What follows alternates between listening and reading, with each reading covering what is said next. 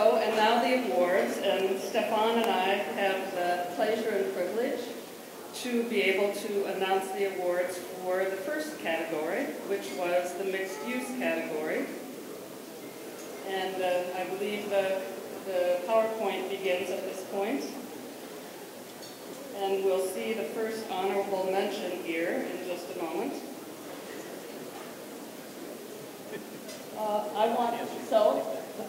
We have two honorable mentions in the mixed-use development category. Let me remind you, the mixed-use category put residential, commercial, a daycare center, and put all of these uses on about 7 acres adjacent to an urban stream that was connected on the east side to a large, relatively large in an urban area, about a 20-acre nature reserve. So the challenge was connectivity in park. What we see in this very strong project from Pennsylvania State University is that Matt Zambelli, the designer, has made a public promenade, a parterre immediately adjacent to but respecting the highest quality habitat, so that public experience of habitat was front and center in the design. And we thought that this was such a strong expression of that extremely important idea, public experience of the habitat that still stands outside the habitat and respects it, that we wanted to honor this work. Let's give Matt a hand.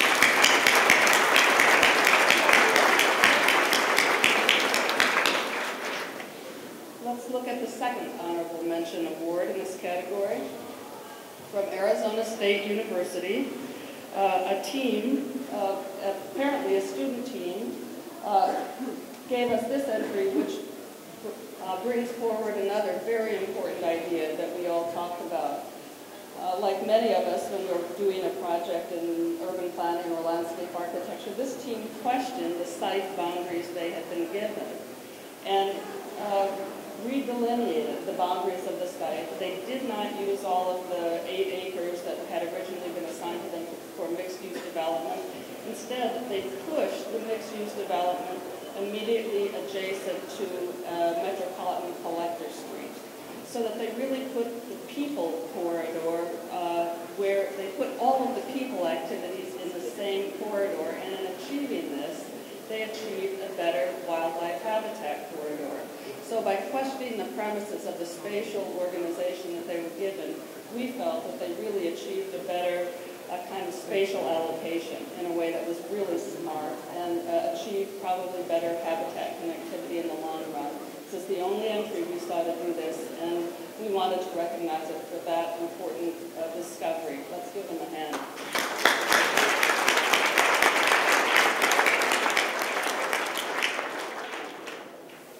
And the next prize.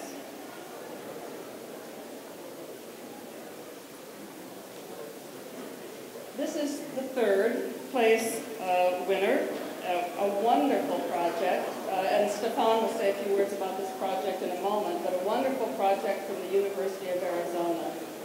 Among the things that were really so extremely thoughtful and really extraordinary about this project, that I hope you'll take a moment and look at it very carefully, is that these designers really thought about designing for all of the organisms on the site, thought of human beings as organisms, thought of a whole range of amphibians, birds, mammals, and how they needed to use the site. So they thought about habitat in complex ways, and as an aside, I really think that's how we will achieve the most effective urban habitats.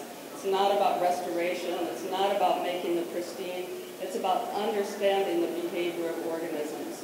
And this entry really shows that these people, to use Susan's words, did their homework. They really understood how to think about that. We also appreciated that this group brought mixed use onto the site at a scale that kept people, especially in the residences, closer to the ground, closer to the experience of this riparian corridor and the habitat as part of their everyday life. Stefan, do you want to say a few words about this?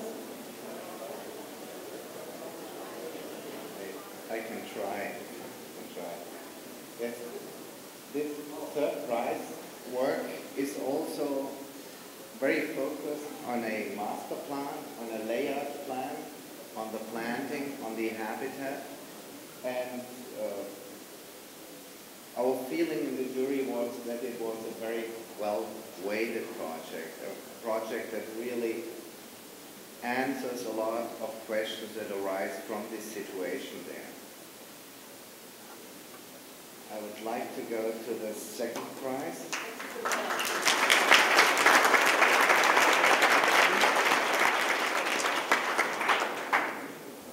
As was the nature of this discussion, in this jury, and also in our discussion, the projects have different weights. Some are more around planting, some are more around master planning, some are more focused on architecture. But all the winning projects answered all the questions, but with a different depth and a different weight on the various disciplines. Here, the second prize is a project which focuses, done by the Georgia Institute of Technology in Atlanta, Jerry Page and Christopher Van Clay. This project focused on density, tried to bring the people closer together and to use as few space, as less space as possible of the natural habitat. And they created in the center court an architectural landscape. And if you look closely, you see how this sort of develops to a natural landscape, a more natural environment when it comes closer to the river and to the natural environment. We think this is a very well-solved project, keeping in mind that density, urban density or density in general is a very, very important aspect of sustainability. We thought it's a very well-solved project.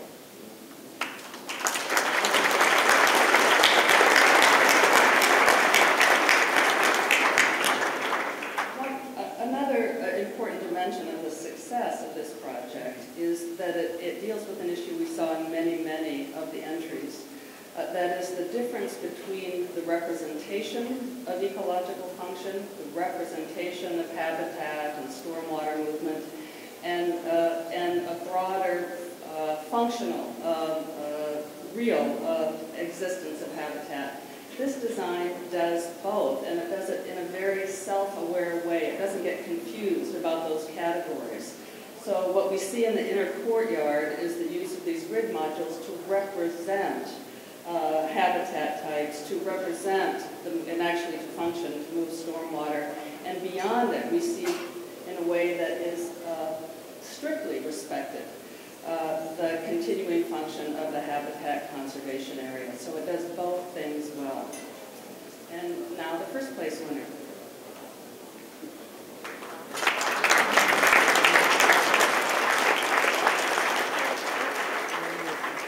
The first place winner again is from Arizona State University, Tempe.